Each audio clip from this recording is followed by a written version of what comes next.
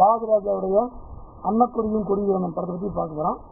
பாரதிராஜாவுடைய கடைசி super hit படம் வந்து முதல் மரியாதை.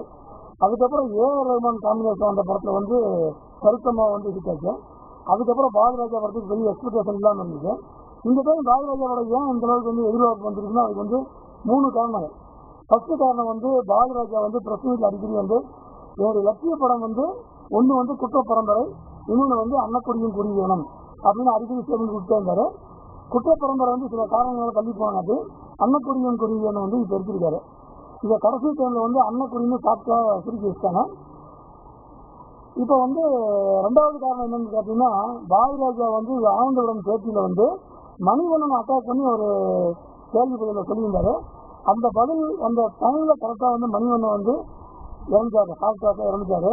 அது எதாச்சும் நடந்த சம்பவமா இருந்தாலும் இண்டஸ்ட்ரியில வந்து பாரதிராஜனுடைய பேட்டியும் அவருடைய உடல்நலத்துறைக்கு ஒரு காரணம் அப்படின்னு சொன்னாங்க. பல பேர் பாரதிராஜா மேல செம்ம கருப்பு இருக்காங்க. இந்த காரணங்களால வந்து இந்த படத்துக்கு வந்து அதிக எதிர்பார்ப்பு வந்திருக்கு. இப்போ வந்து படத்தை பற்றி பார்க்கலாம். படத்தோட கதை முதல் மரியாதையினுடைய ரிவர்ஸ் உள்டாதான். அதாவது என்னன்னா, ஹீரோ ஹீரோயின் வந்து லவ் பண்றாங்க. ஹீரோயினுடைய அம்மா வந்து லவ்வுக்கு ஒத்துக்கல. ஹீரோவும் அப்பாவும் பொண்ணு கேட்டு போகும்போது அவமானப்படுத்தி அனுப்பிடுறாங்க.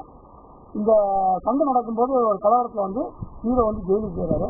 6 மாதம் ஜெயில் பண்ண ஒன்று வரும்போது ஹீரோயினுக்கு வந்து வில்லனோட மேரேஜ் ஆகுது. வில்லனுக்கு வந்து ஃபர்ஸ்ட் நடக்கல. அதாவது அதுக்கு ஒரு இது இருக்கு, ஃபிளாஷ்பேக் இருக்கு. அதாவது தண்ணி பருவத்திய படத்தில் வர மாதிரி வில்லனுக்கு வந்து சின்ன வயசுலேயே வந்து படத்தில் அடிபட்டுது. அதனால ஒன்றும் பண்ண முடியாது. ஹீரோயினும் அவரை ஒன்றும் பண்ணல. ஹீரோயின் வந்து தமிழ் சினிமாவில் எப்பவுமே வந்து ஹீரோ தவிர வேறு யாரை கல்யாணம் பண்ணிட்டாலும் ஹீரோயினுக்கு வந்து மேட்ச் நடக்காது. இதுதான் தமிழ் சினிமாவுடைய தலைவர். அது பாரதிராஜா எடுத்தாலும் சரி, பாலச்சந்தர் எடுத்தாலும் சரி, சுத்தசிங் இருக்காங்க. இப்போ வந்து கதை எப்படி அதுக்கப்புறம் கொண்டு வராங்க அப்படின்னா, வில்லன் வந்து ஹீரோயின் சித்திரவதை பண்ணுறது, ஹீரோயின் வந்து ஹீரோவை தேடிப்பாருது, ஹீரோ வந்து வேற ஒருத்தர் கல்யாணம் பண்ணி அவ கூட ஒரு குழந்தை வச்சுட்டு சந்தோஷமா இருக்காங்க. இந்த மாதிரி கதை அப்படியே சுற்றி தெரியாத காட்டில் அப்படியே பயணமாகிட்டே இருக்கு. இந்த படம் வந்து சந்தேகமே இல்லாமல் ஒரு அட்ரஸ்லா படம் தான். ஏன்னு பார்த்தீங்கன்னா, படத்தில் வந்து நான் ரிலீஸ் பண்ணிக்கு ஈரோடு கிருஷ்ணா தேட்டரில் போகிறேன். மொத்தமே வந்து 12 பேர் இருந்தாங்க. இந்த 12 பேரில் வந்து இன்ட்ரோட 8 பேர் ஓடி போயிட்டாங்க. மீதி 4 பேர் தான். 4 பேரில் வந்து 2 பேர் வந்து 2 காவல் பேர், இந்த பக்கம் காரணம் வச்சு இந்த பக்கம் காரணம் வச்சு நடுவாக நான் இருக்கேன். சுத்தமாக வந்து ஒரு 20 நிமிஷம் தான் படம் பார்க்கவே முடியுது. இதெல்லாம் வர சுத்தமாக உட்காந்துருக்க முடியல. டைரக்டர் பாராட்டுற மாதிரி சீன் என்னென்னு பார்த்தீங்கன்னா, அதாவது வந்து ஜி.வி. பிரகாஷ்குமார் வந்து மியூசிக் போட்டுக்காரு. அவர் வந்து சைந்தவியோட ரொம்ப பிஸியாக இருந்ததுனால அவர் என்னமோ மியூசிக் போட்டு போறாரு. பிஜிஎம் சும்மா இருந்தாலும் சரி, சுமாராக இருந்தாலும் சரி, எப்படியோ போயிட்டு அசால்ட்டாக கண்டிப்பாக முடிச்சுட்டாரு. அது ஒரு வகையில் பாராட்டலாம். இன்னும் அவர் போட்டு வெய்யும் காதலிக்கிற மாதிரி பிஜிஎம் போட்டிருக்காரு. 2வது வந்து இந்த படத்துக்கு வந்து மெயின் வந்து பாரதிராஜனுடைய பையன் வந்து மனோஜ் தான். ஆனால் ஒரு விளம்பரத்துலையோ அல்லது ஒரு பேட்டியில கூட அவர் அதை பற்றி ஒரு நியூஸ் கூட சொல்லல. ஏன்னா சொல்லியிருந்தால் ஒரு வகையும் கூட பேட்டி வந்துருக்க மாட்டான். ஏன்னா மனோஜ் வந்து ஏஆர் ரஹ்மானுடைய மியூசிக்ல சூப்பர் ஹிட் பாட்டுலாம் போட்டேன். தாஜ்மஹால் படத்தையே அட்டர்ஃபுல்லாக பண்ண வச்சாரு. அப்பேற்பட்ட ராசியில் அவரை வந்து ஹீரோவை போட்டு அல்லி அர்ஜுனான ஒரு படம் பாரதிராஜா எடுத்தாரு, சகனுடைய டைரக்ஷன்ல. அந்த படம் அட்டர்ஃபுல்லாக பார்த்து இந்த 2 அட்டர்ஃபுல்லாக கொடுத்தனாட்டி பாரதிராஜா பயந்துட்டே தான் வந்து தன்னுடைய பையன் வந்து இந்த படத்தில் மெயின் அப்படிங்கிறத சொல்லவே இல்லை. போஸ்டர்லாம் பார்த்தீங்கன்னா வந்து இந்த புதுமுக லட்சுமணன் தான் ஹீரோங்கிற மாதிரி போஸ்டர்லாம் இருக்குது. ஆனால் அது உண்மைதான், ஹீரோ அவர் தான். ஆனால் படத்துக்கு மெயின் வந்து வில்லன் கேரக்டர் தான் ஹீரோ. படம் ஃபுல்லாக வந்து இவர் தான் ஆக்குபை பண்ணுறாரு, மனோஜ் தான் பண்ணுறாரு. அவர் வந்து பண்ணுற சேஃப்டிகள், அவருடைய மேனேஜ்மெண்ட் எல்லாம் சகிக்கவே முடியல. இந்த லட்சணத்தில் அவர் வந்து எந்திரன் படத்தில் சூப்பர் ஸ்டார் ரஜினியினுடைய அந்த அண்ணா அப்படிங்கிற வில்லன் டைலாக் இருக்குல்ல, அதை ஒரு க்ளோஸ்அப்பில் அடிக்கடி வேறு சொல்கிறாரு. கேமரா அவருக்கு பேஸ் வந்து க்ளோஸ்அப் போகும்போது இருக்கிற 5 ரசிகர்கள் ஒவ்வொன்று கத்துறாங்க, முடியல. இப்போ வந்து பார்வை காட்சிகள் வந்து பாரதிராஜாவுடைய பேர் சொல்ற மாதிரி 3 பார்வை காட்சிகள் இருக்கு. 3மே வந்து போட்டோகிராஃபி நல்லா இருக்கு. பாரதிராஜாவுடைய டைரக்ஷன் இருக்கு. பார்வை காட்சிகள் மட்டும்தான் இருக்குது. மற்றபடி இது ஒரு மலையாளத்துல எல்லாம் ஏகப்பட்ட படம் இந்த மாதிரி சினிமா படம் நிறைய பேர் எடுத்துருக்காங்க. அந்த மாதிரி ஒரு 70 டிகிரி படம் தான் இது.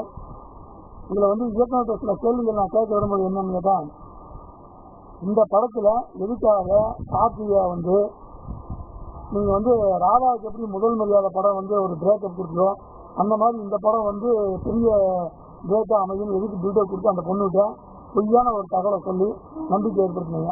அந்த மாதிரி ஒன்றுமே கிடையாது. அவரை வந்து வில்லம் வந்து எதுக்குமே லாய்க்கு தெரிஞ்சிச்சு. வில்லம் எதுக்காக அந்த சினிமா பண்ணுற லேடி வீட்டுக்கு அடிக்கிட்டு போகிறான், அதுக்கு வந்து பிட்ட போடுறான், வரையான்னு கூப்பிட்றான், பெண்களை துரத்துறான். அவனாலேயே முடியாது அவனுக்கு தெரிஞ்சு வச்சு எதுக்காக பெண்களை சுற்றுற ஒரு லேடி கம்பெனிஸ்டா அந்த தரத்தை படைக்கணும்.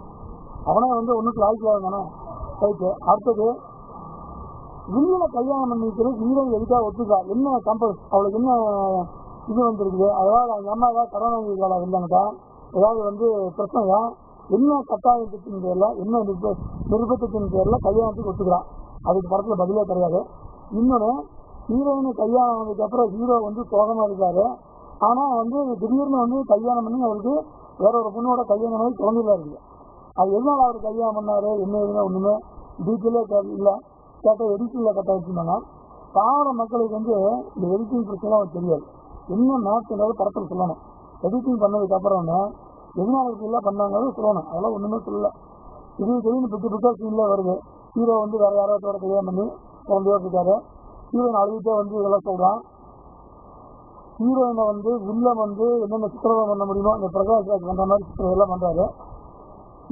வில்லம் வந்து ஆம்பளை இல்லைங்க தெரிஞ்சுமே வந்து ஒருத்தி கல்யாணம் பண்ணி அவள் வந்து குட்டி காமிக்க வந்து அவளையும் கொலை பண்ணுறாரு.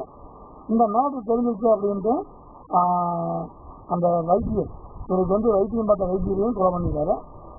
வில்லம் தன்னுடைய மனைவி மேலே ஆசைப்பட்டவங்களை காரணத்துக்காக தன்னுடைய அப்பாவையே கொலை பண்ணிடுறாரு. படம் ஃபுல்லாக வில்லம் வந்து கதை சதவீதம் குத்திட்டே இருக்காரு. வசதிகளையும் இப்படித்தான் குத்திட்டு இருக்காரு.